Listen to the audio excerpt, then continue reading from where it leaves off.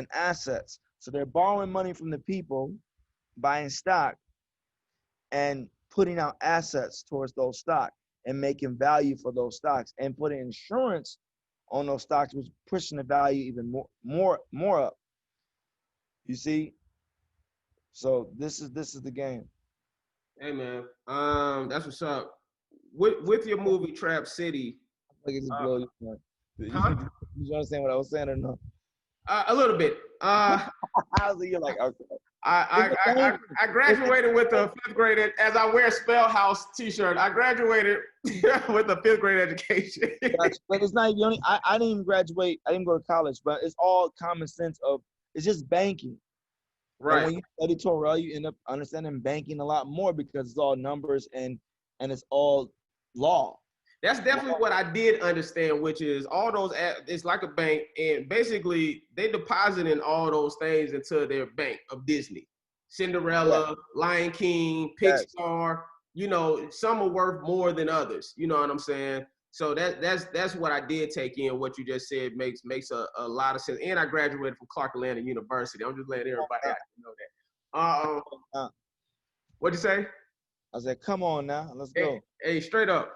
Man, I feel like that's great. Okay, first of all, dang, we hit a lot of good stuff. Okay, so I went back and I watched some of your Comedy Hype interview that you did. Shout out to Comedy Hype. And you got me on the set of Trap City where my character is alcoholic. Yeah, that I'm glad you added that. I'm listening. What you call it? And he's supposed to be overweight. No one realized that I was on the set of Trap City. Like, I don't understand that. So y'all looking at that, how I look now, that's on a set of a film where I'm playing a character. Oh, wait a minute. Hold on, before we get into that. So you saying in your Comedy Hype video, you was overweight, and that's because you was on the set of Trap City. I got big on purpose, so I won't look like that guy that y'all knew, so I can look dirty. I did think you had gained some weight. But no one says that. No one. It's always look good now. I think it's always these halfway narratives though. It's like no one wants to. It's like, but that's the route you do. When you do go independent, you don't have the big machine fully yet to be able to defend yourself.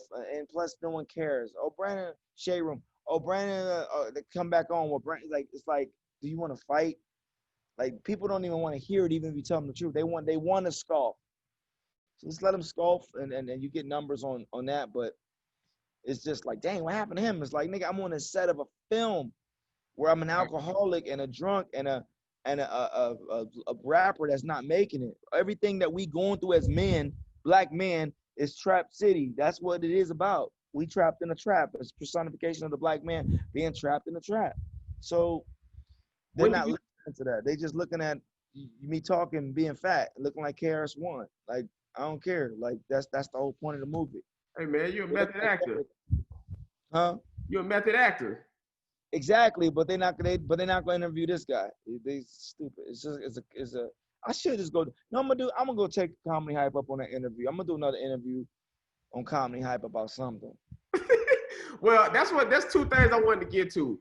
One, because I have a different perspective than you about the dresses. I know on Comedy Hype you said you felt like your career, you felt like that was a bad move wearing a dress. Oh, for me, I mean, my opinion, yeah.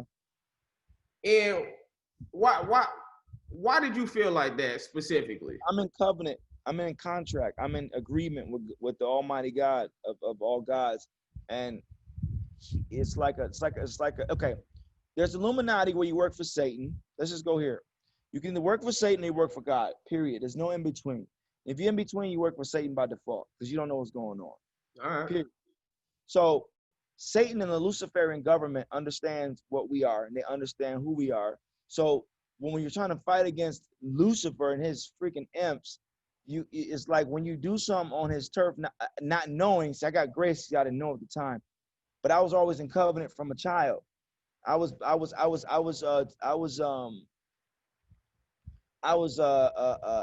given to God as a child. So it's hard to explain. Some people give their children to the Satan as a child, and Lucifer and the dark forces, or whatever you call it, dark energy, whatever the spiritualism you don't call it, Satan's like, The dark energy. Some people give their children to that energy. Look at Epstein. Look at all those Epstein records. They gave their children away to be molested and sex trafficked. When you're talking about giving your son to the Most High as a child and offering him up as a child to be a servant unto God, that looks like you're crazy. But when Epstein and all these people offer their children up to be sex slaves, people are going to go, oh my God, we didn't know this was happening. It's like there's two forces. There's Jedis and there's Sith Lords.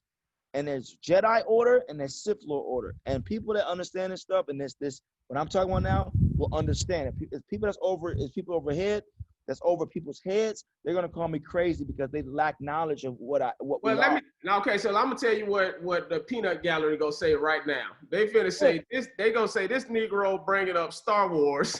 Good. and it's gonna go over their head. I want them. No, I'm telling you, they should go over their head because I just said that.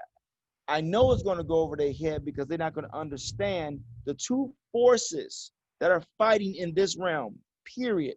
Dark and light. You got night and you got day, period. Whether you believe it or not, it's there. There's no point in arguing it. The issue is that when people want to talk about the Illuminati, they want to hear more about the dark side. They want to entice the dark side. You had to sacrifice. What'd you do? All this stuff. When you start talking about the light side, nobody want to hear it. Right. That's what I'm saying. So there's a Jedi order, which is the light order, and there's a dark order, which I'm just giving a personification of a metaphor because a lot of your the peanut gallery, I believe they should watch films. If they watch movies, because you have a film fan base, well, they understand that it's a metaphor, guys. It's a metaphor. This is the point that I'm making. Two things. One, which is, listen, I'm gonna tell you what I'm not gonna be. I'm not gonna be the guy that dies early and I go, oh, he was right. I'm gonna be the guy that lives long to see everything happens what we've been talking about for years. Right. That's what I'm agree. So y'all can have that. Y'all can have it. Y'all can have it. Here's what I got from that, which I agree. People rather hear about the negatives than the positives, right? Mm-hmm. People, which is bad. We need to celebrate people's positives. Mm-hmm.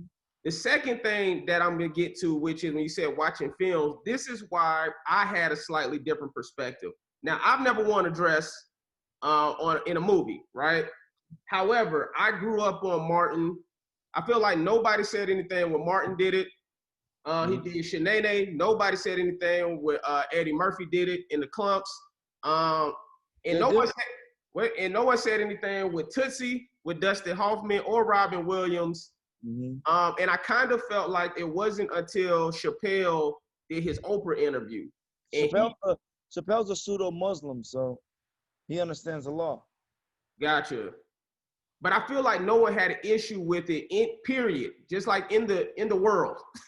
I feel like no black people, nobody of the culture had any problem with seeing a black man. We were ignorant to Lucifer's devices. He plays on laughter. Oh, now they got all this pedophilia stuff going on. Like they play on laughter. They play on your innocence. They play on things that you won't. It's a serpentry. It's serpentry. Snake charming. They do. It's like, for example, Hollywood firstly plays on your pride. Oh, you look good. Oh, Brandon don't look that good no more. He used to be fine, girl. So in my mind, I'll go. It's on your ego. The ego. What do you mean used to be? Oh, that's the Egypt.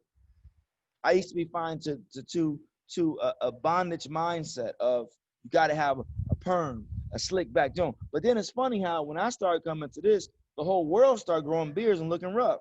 And now we add COVID to it, so now this the style. So if you want to look crazy, now I look normal. Right. You know, everybody got COVID cuts now.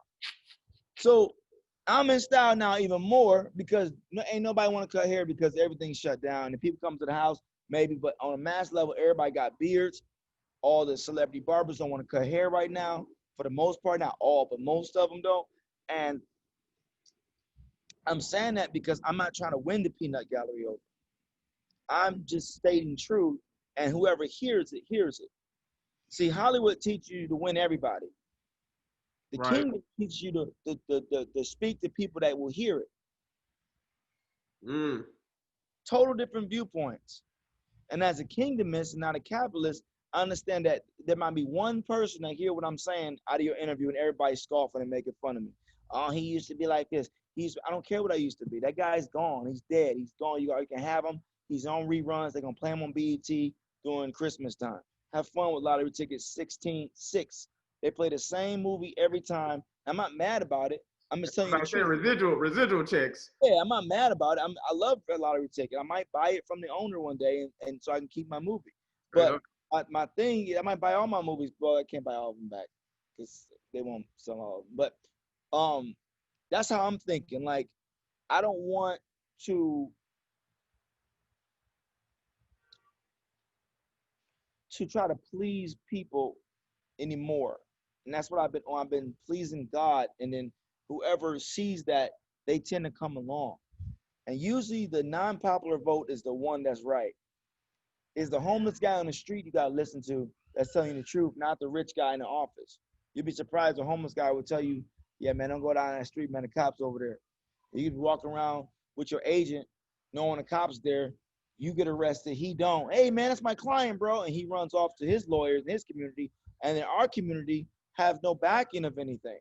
So that's what I noticed, that we have no backing of nothing, no power structure, unless it's being controlled by them. And I realized what it was when it comes down to the dress.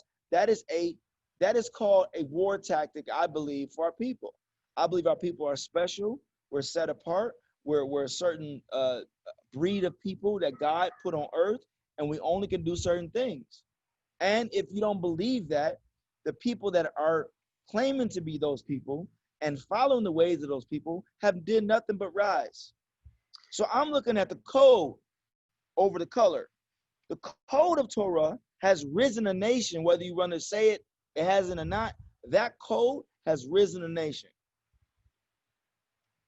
The nation, which is, well, I'm saying has risen a nation. The Ashkenazis that follow Torah have taken the economic structure and the laws that they're learning in school.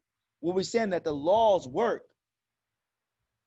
The law structure works. It teaches you how to be a man. It teaches you how to govern. The laws of Islam work. The laws of Christianity work when they're applied the right way.